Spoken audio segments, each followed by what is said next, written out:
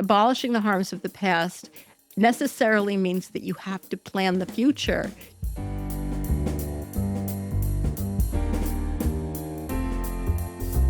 Welcome to Rising Anxieties. I'm Mariann Sullivan. This is where we talk about what's worrying the animal abuse industries, what's worrying me, maybe what's worrying you. I think everybody's very worried at the moment about a lot of things, but we try to stick to animals here. There's a lot of other stuff going on in the world. So I'm supposed to say, don't forget, we're a podcast, we're on YouTube. Please subscribe and hit like wherever you listen. And a few weeks ago, I did a rant on this program. And I thought that would be a one time only. And one person commented I should do it more often. And I assume that you all agree. Anyway, something's really been bugging me. And so I'm going to rant because my anxieties are rising a lot about this. I think everybody should be. It has to do with movement, culture, and goals. And the current theme that I'm seeing everywhere among many in the animal rights movement, as we call it, is not necessarily pro-veganism, but anti-factory farming. And seeing this as a unifying theme, a big tent, we can bring in a lot of people. We don't lead with veganism. We lead with something that everybody's against. And that's like everybody's, not everybody, but most everybody's against factory farming, or at least you're willing to give lip service to that. And a lot of people, authentically, they think it's a bad thing. I'm all for it. Anti-factory farming. Yes, I'm in. I'm totally anti-factory farming. But I don't understand some of the discourse around it. I don't understand how you say you're against factory farming, which is fine. You don't at least suggest, if not promote, what you want to do instead.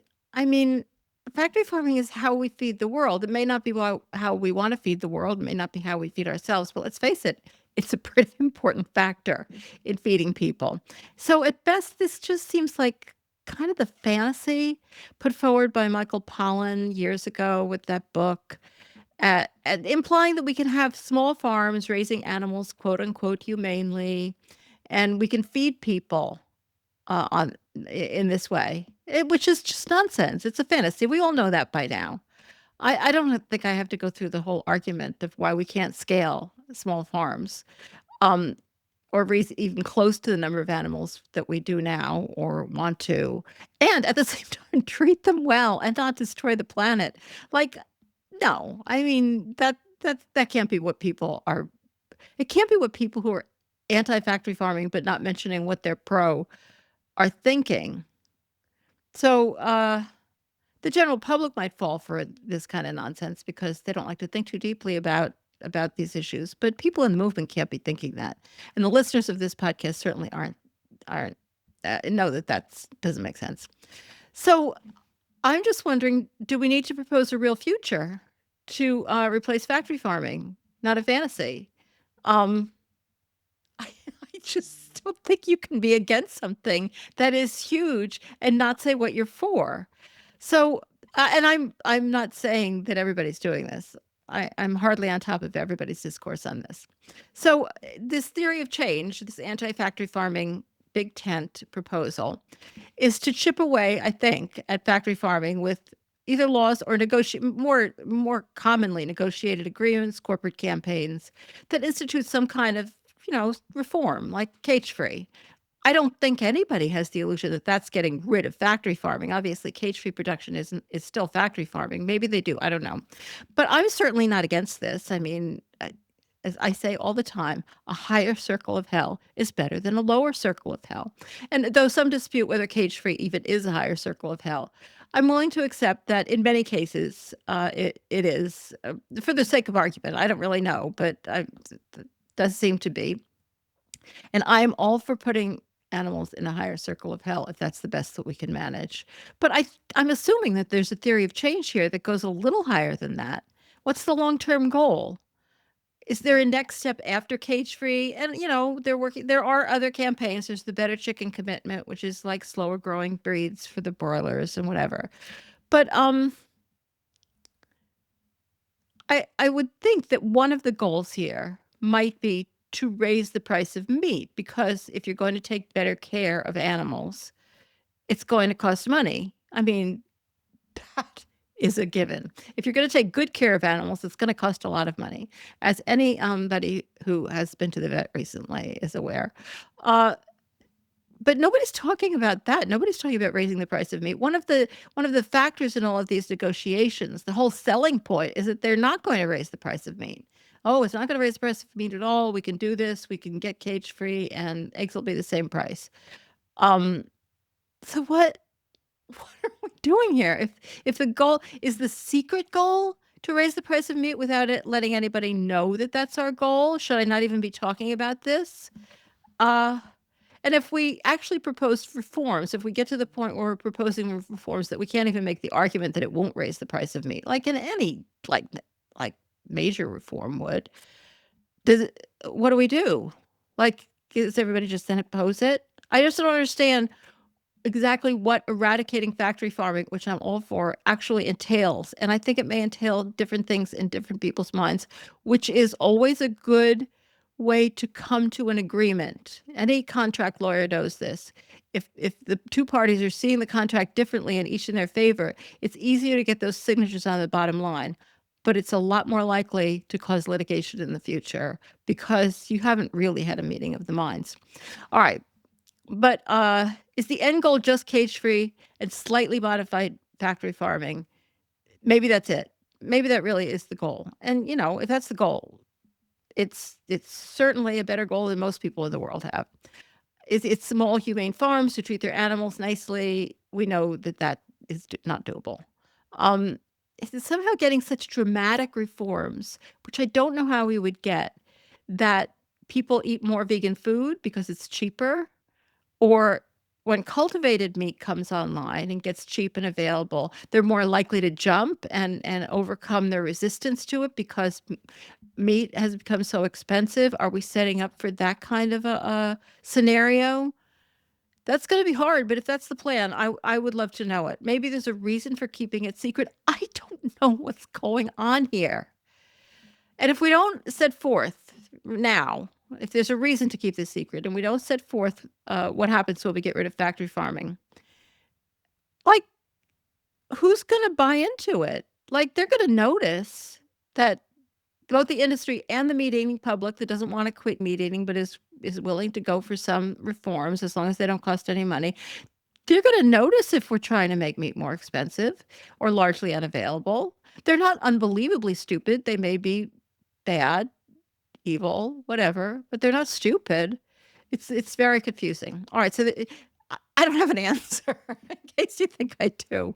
But I do have another theme, and I think this is the thing that upsets me the most, is that part of this being anti-factory farming and creating this big tent is this criticism of vegan advocacy as being divisive or moralistic or most importantly ineffective, because it's divisive and moralistic.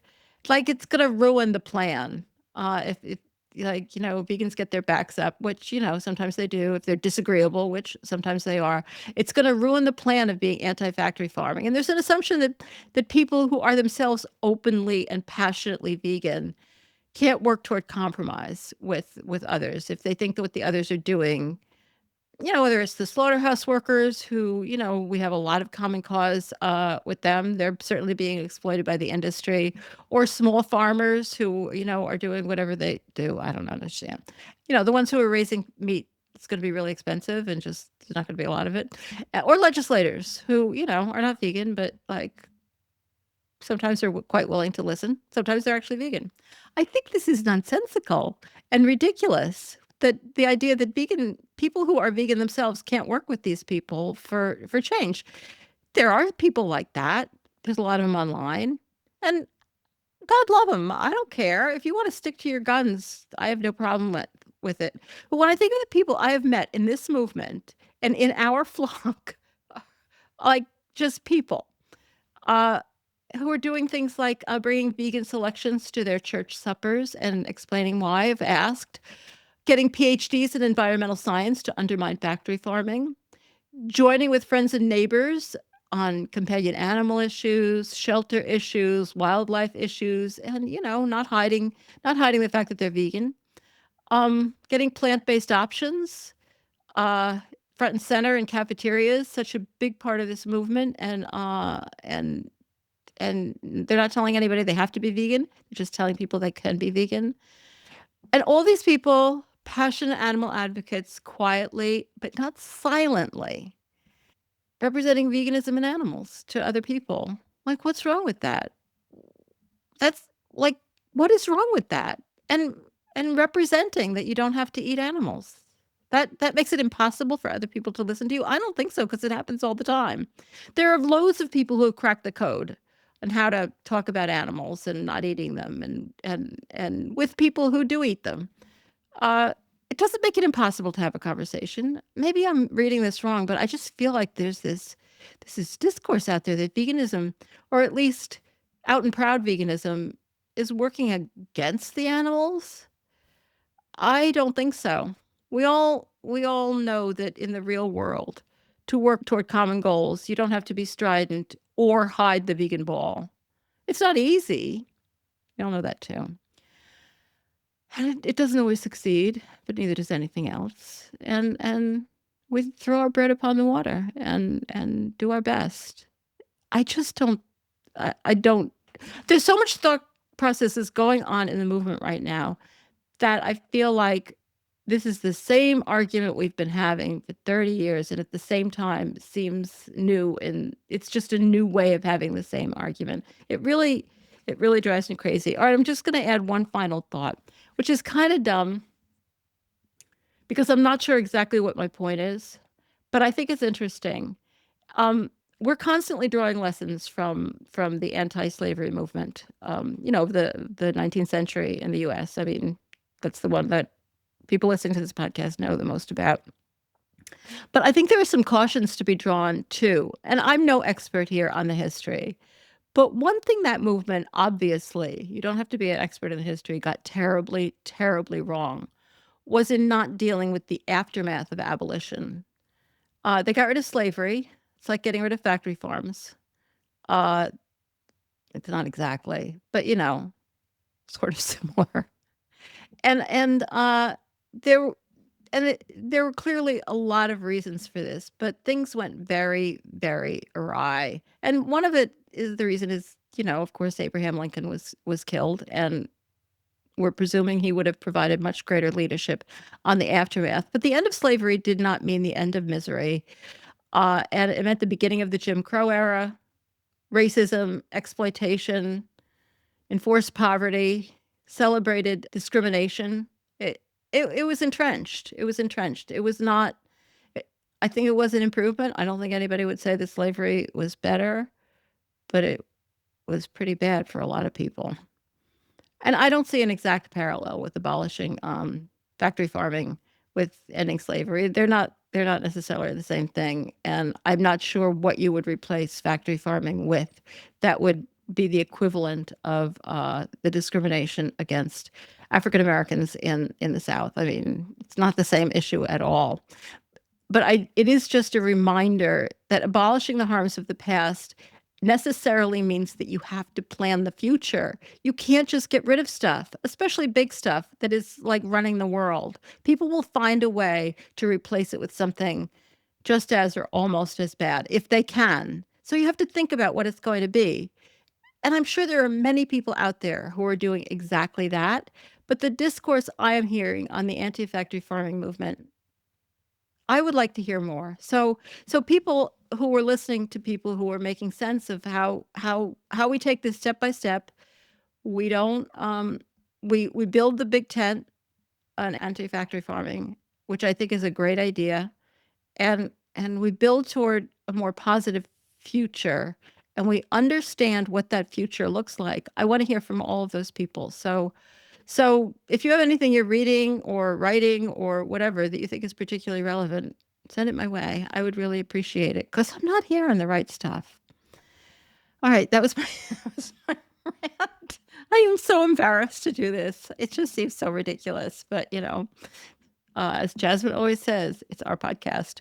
Thanks for joining me today. If you're still here, I really appreciate it. And thanks for tuning in. Don't forget to subscribe, like, and comment on your favorite podcatcher. And we have a great week coming up. So listen to the Hen Report and the Our Hen House interview on Friday. And I hope you guys are all hanging in there, especially those in the US of A. Tough times. But at least we all, are thinking the right thoughts about animals. I really believe that.